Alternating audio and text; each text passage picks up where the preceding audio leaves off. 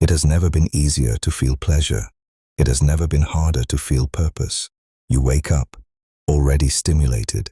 You fall asleep, completely exhausted, not because you worked too much, but because your brain was exploited all day long.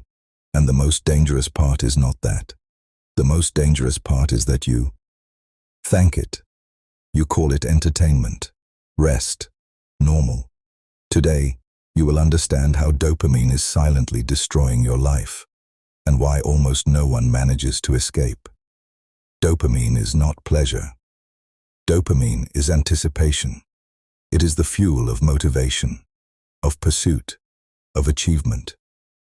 The problem is not that dopamine exists. The problem is that it is being triggered constantly, with no effort at all. Your brain was not designed for infinite rewards. It was designed for challenges. When you remove the challenge, you destroy the system.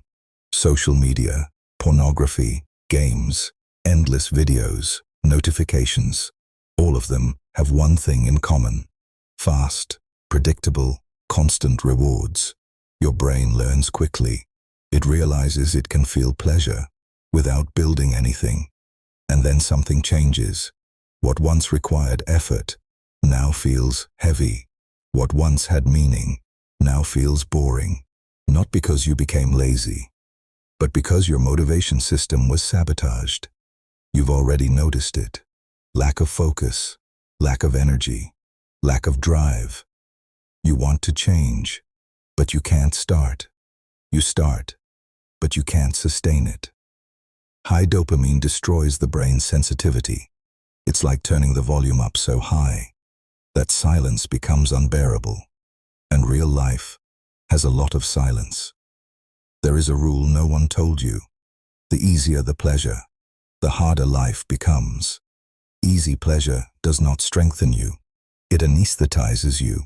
You escape boredom. You escape frustration. You escape emptiness.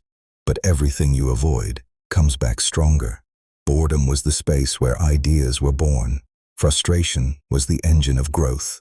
Emptiness was the invitation to change. Today, you fill all of that with stimulation, and you pay for it with stagnation. If it were easy to stop, you would have stopped already. The problem is not lack of information, it's dependency.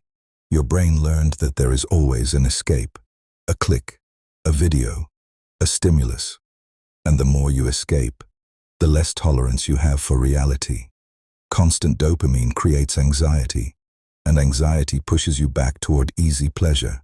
It's a perfect cycle, and a destructive one. The cost doesn't appear all at once. It comes in small losses. You lose focus, you lose presence, you lose depth. Conversations become shallow. Goals feel distant. Life feels weightless and meaningless. You're not sad, you're empty. And emptiness is dangerous, because it doesn't hurt enough to force change, but it hurts too much to ignore. There is no magic solution. There is relearning, silence, effort, routine, reduce stimulation, increase difficulty, return to doing things that require time, things that don't offer immediate reward. Your brain rebuilds itself when you stop sabotaging it. Motivation doesn't fall from the sky. It is born from movement. The world will not slow down for you.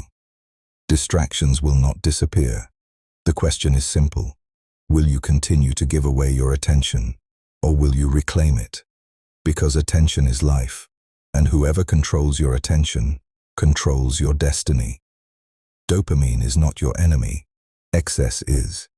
And now, you can no longer pretend you don't know.